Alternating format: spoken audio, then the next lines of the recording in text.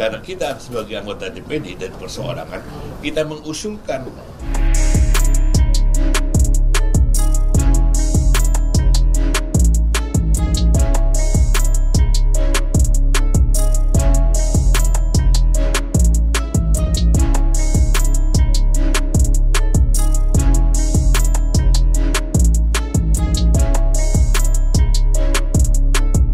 kita ini punya Pancasila. Yang keempat itu jelas, kerakyatan yang dipimpin oleh hikmat kebijaksanaan dalam permusyawaratan perwakilan MPR. Jadi tidak melibatkan rakyat. Rakyat sudah menyerahkan kepada MPR, dia memilih anggota DPR yang pileg. Tapi sekarang ini, karena kita sebagai anggota DPD dan perseorangan, kita mengusulkan.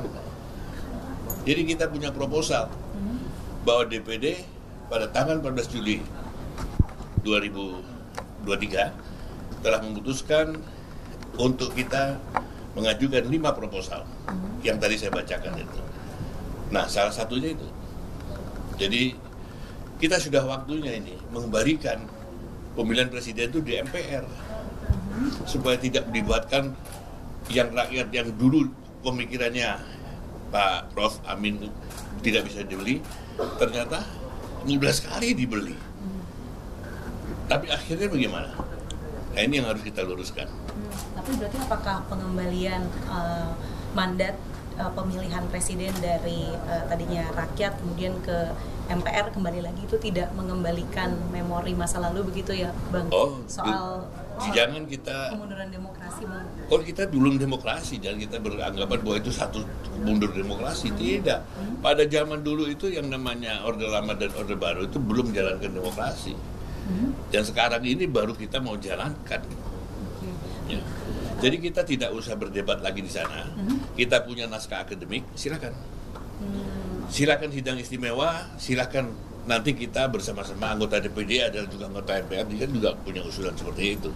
Berarti langkah selanjutnya apa ya, Bang? Selain tadi sudah mengajukan proposal, apakah nanti langkah selanjutnya kita menuntut sidang istimewa yang kita akan laksanakan setelah presiden terpilih Pak Prabowo Subianto dilantik. Bang, sedikit lagi.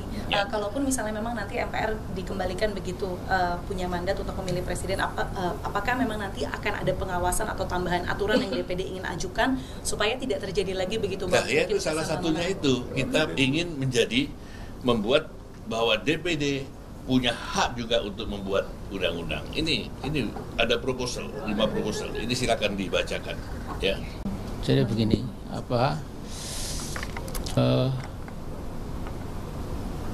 kita mengingat kembali, tenggarisbawahi omongannya Mahfud MD, ya, yang pada masa kemarin itu menjadi tokoh penting sekali. Omongannya itu di-quote koran, di-quote wartawan. Ya.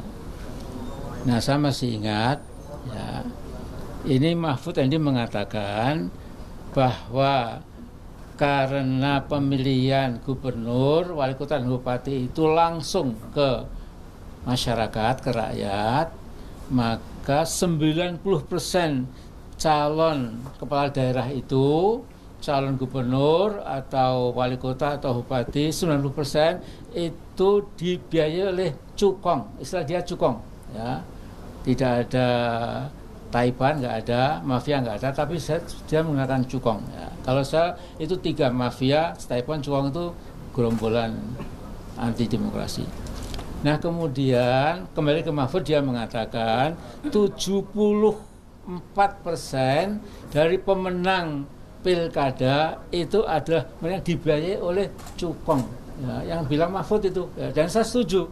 Jadi Mahfud dalam hal ini jujur, lumayan, ya.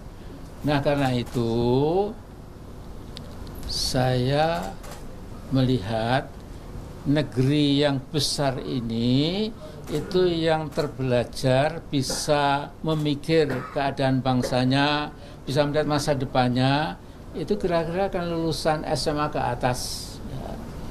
Nah, padahal bagian terbesar bangsa ini itu yang paling banyak itu lulusan SD dan maksimal SMP. Bahkan yang nggak sekolah ada 9% kalau tidak salah. Nah kita bayangkan kalau bangsa kita cinta ini di lapisan bawah yang banyak ini belum cukup terpelajar, itu namanya gampang dibelak-belokkan, apalagi dibeli dengan ya segepok rupiah lah gitu. Nah jadi ada mengatakan pengamat Sontoloyo, saya lupa namanya, itu Amin Rais sindrom, berlari ke belakang, sudah bagus-bagus, mengapa MPR lagi yang memilih yang Sontoloyo dia? Ya, dia sekolah aja nggak lulus, dikirim jauh-jauh ke Amerika, nggak lulus, namanya saya lupa Fulan ya. Nah ini ngomongnya ngawur ya, bukan berarti ke belakang itu lantas tidak lebih maju gitu. Kalau ke belakang berarti kita menyadari ya ini memang kita salah, kembali ke tuntunan yang sebelumnya ya. Nah, bahkan kalau anda mengetahui literatur keagamaan Islam itu yang namanya benar itu adalah rujuk ya, kembali ke Quran dan Sunnah. Ketika umat Islam sudah mulai teledor, sudah mulai mencampur biar agama dengan pikiran manusia yang kadang-kadang berbeda dan lain-lain, maka ajakan ulama itu kembali ke asal muasal ya. Dan dalam bentuk yang lebih ringan, berbangsa bernegara. Kalau kita seperti sekarang ini ya, akhirnya yang punya duit berkepok-kepok itu akan menangi presiden ya, sementara nggak punya apa-apa juga akan gigit jari ya. Nah jadi tentu dipertimbangkan ya. Mungkin pikiran Pak Lanyala ini yang seperti saya ya belum tentu menang juga, tapi mari kita musyawarahkan ya. Jadi tidak mesti kita pasti menang, visi belum tentu ya, tetapi lihat dengan musyawarah yang betul-betul jujur, nanti akan ketahuan solusinya itu. Ya, saya kira itu saja lah ya. Mau dibolak-balik ya itu intinya itu.